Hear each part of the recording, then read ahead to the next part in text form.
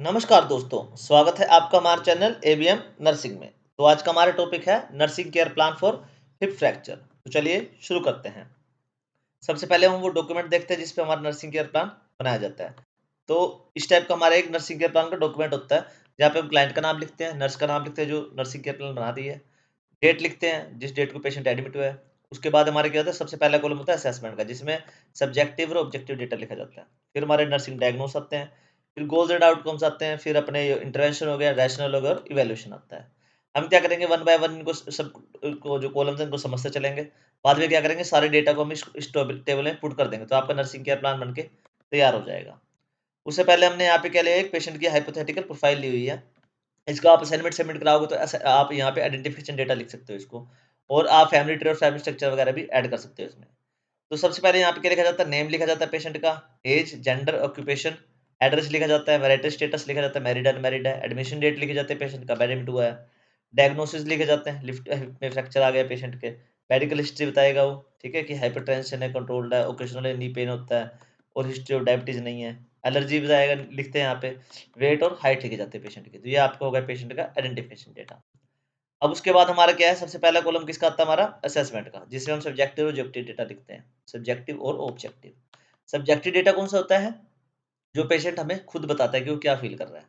यहाँ पेशेंट क्या बता रहा है कि आई फील सिवियर पेन, उसको लेफ्ट क्या है, हिप में ना काफी सिवियर पेन हो रहा है, मतलब काफी तेज पेन हो रहा है उसको, क्योंकि वो गिर गया, पेशेंट को चोट लगी है गिरने के बाद, तो उसके लेफ्ट हिप में क्या है, फ्रैक्चर आ गया है। ठीक है, तो इस वजह से वो एडमिट हुआ है।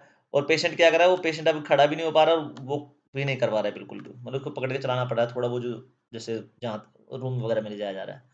पेशेंट एंग्जियस अबाउट सर्जरी के लिए पता है पेशेंट को सर्जरी होनी है, तो वो काफ़ी चिंताग्रस्त हो गया, उससे टेंशन में आ रहा है ज़्यादा। उसके बाद आता है हमारा ऑब्जेक्टिव डेटा, जो हमारी नर्स खुद ऑब्जर्व करती है, पेशेंट को देख के और जो वाइटल्स वगैरह चेक करके। तो उसको क्या पता लग रहा है नर्स को, कि लेफ्ट लेग शॉर्टन्ड हो गया, जो लेफ्ट लेग है वो शॉर्टन सा लग रहा है, छोटा सा लग रहा है, और एक्सट्रीमली रोटेटेड लग रहा है, बिल्कुल घूम सा गया है बिल्कुल ही, और जो फ्रैक्चर हुआ उसकी वजह से। स्वेलिंग आ गई है वहाँ पर, ब्रूशेज आ गए हैं वहाँ पे, जो हिप साइट है ना, यहाँ पे से चोट लगी जहाँ से गिरा है पेशेंट, मतलब जिस एरिया से गिरा है, ठीक है, वहाँ पे क्या है, खून का धब्बा सा पड़ गया है, और क्या है, सूजन आ गई है। पेन स्कोर क्या आ रहा है, 8 आ रहा है आउट ऑफ 10, वो विच इज़ सीवियर, वो बहुत ज़्यादा तेज पेन हो रहा है पेशेंट को, क्योंकि हड्डी टूट गई है ना वहाँ से, ठीक है, मुड़ सी गई है, फ्रैक्चर आ गया है। इनेबिलिटी टू बेयर वेट, अब उस जो अफेक्टेड लेग है ना, जहाँ पे चोट लगी है, उस पे थोड़ा-सा भी वेट नहीं रखा जा रहा, मतलब वो बिल्कुल सहारे से ही चल रहा है। एक्स-रे करें उसके, तो बता रहा है कि जो लेफ्ट फेमर नेक है ना, जो कूल्हे से जाके मिलती है हड्डी पाँव की, वहाँ पे क्या है, फ्रैक्चर आ गया लेफ्ट वाली में। अब उसके बाद आता है हमारा नर्सिंग डायग्नोस। अब नर्सिंग डायग्नोस में हम सब्जेक्टिव और ऑब्जेक्टिव डेटा को कंबाइन करके लिखते हैं, तो हमारा नर्सिंग डायग्नोस बनता है। पेशेंट को क्या एक्यूट पेन हो रहा है, बहुत ज़्यादा पेन हो रहा है, क्योंकि फ्रैक्चर हो गया उसके, और जो टिश्यू इंजरी हो गई है उसकी वजह से उसको काफ़ी ज़्यादा पेन हो रहा है। इम्पेयर्ड फिजिकल मोबिलिटी हो गई है, क्योंकि उसका हिप का फ्रैक्चर हो गया, तो जो फिजिकल मोबिलिटी है ना, घूमना फिरना, उसका क्या है, बिल्कुल इम्पेयर्ड हो गया है। इन्फेक्शन का रिस्क बढ़ गया है, क्योंकि अब सर्जरी इंटरवेंशन होना है, सर्जिकल इंटरवेंशन होना है, तो रिस्क ऑफ इन्फेक्शन हो सकता है आगे।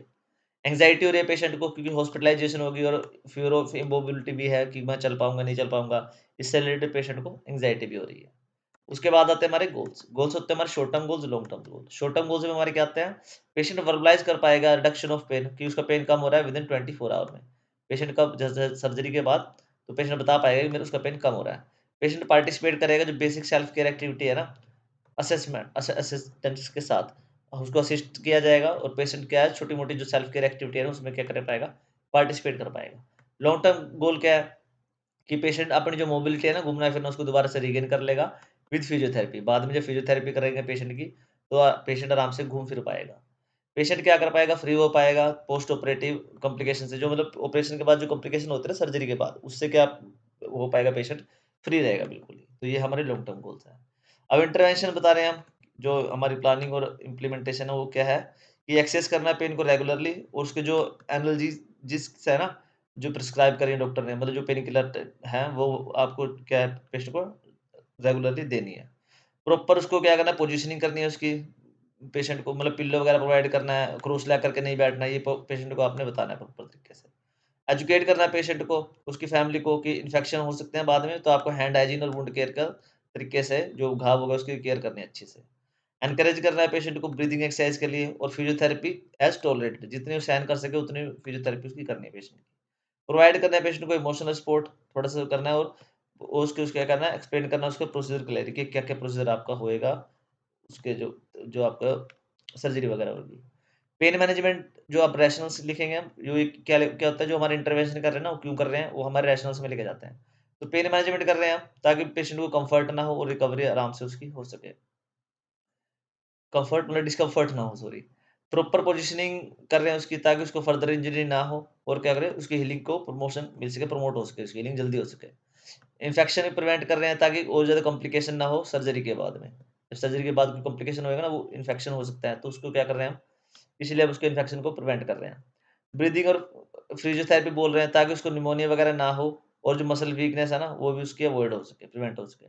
इमोशनल सपोर्ट दे रहे हैं पेशेंट को, ताकि उसको जो एंग्जायटी वगैरह वो कम हो और उसकी जो कोऑपरेशन है वो इंक्रीज़ हो सके, वो इम्प्रूव हो सके, वो कोऑपरेट कर सके अच्छी तरह से। अब लास्ट में आता है हमारा इवैल्यूएशन, जो भी हमने ट्रीटमेंट दिया पेशेंट को, उसका क्या रिजल्ट आया, ये हम इवैल्यूएशन में लिखते हैं। तो पेशेंट क्या कर रहा है, रिपोर्ट कर पा रहा है, उसका पेन रिड्यूस हो गया है, 3 के लेवल पे आ गया, बहुत कम आ गया मतलब पेन है, बट काफ़ी कम हो गया अब। 8 तो बहुत ज़्यादा सीवियर होता है। पेशेंट समझ पा रहा है कि उसको सेल्फ केयर में, पेशेंट क्या कर रहा है, सेल्फ केयर को कर पा रहा है विद असिस्टेंट, मतलब कोई असिस्ट कर रहा है तो उसको जो सेल्फ केयर के जो छोटे-मोटे टास्क हैं वो कर पा रहा है। सर्जिकल वुंड क्या है, साफ है बिल्कुल, उन पे कोई भी इन्फेक्शन नहीं हुआ है, जो भी सर्जरी के बाद वुंड्स हो जाते हैं, वो घाव हो जाते हैं, वो सब बिल्कुल सही है। पेशेंट क्या है, फिजियोथेरेपी स्टार्ट कर चुका है और ग्रेजुअल इंप्रूवमेंट्स शो कर रहा है इन मोबिलिटी, मतलब चलना-फिरना उसका शुरू हो चुका है फिजियोथेरेपी के साथ। तो ये जो भी डेटा हमने समझाया आपको, हमने लास्ट में क्या करा है, इस टेबल में पुट कर दिया, तो ये आपका नर्सिंग केयर प्लान बन के तैयार हो गया है। अगर आपको इसकी पीपीटी या पीडीएफ चाहिए तो आप मेरे को कमेंट करके बोल सकते हैं। तो okay guys, thanks for watching, please like share and subscribe AVM nursing. अगर आपको किसी और टॉपिक पेन से पे बनवाना हो तो आप कमेंट करके बताएं, और अगर इस टॉपिक में कोई डाउट है तो वो भी आप कमेंट करके पूछ सकते हैं।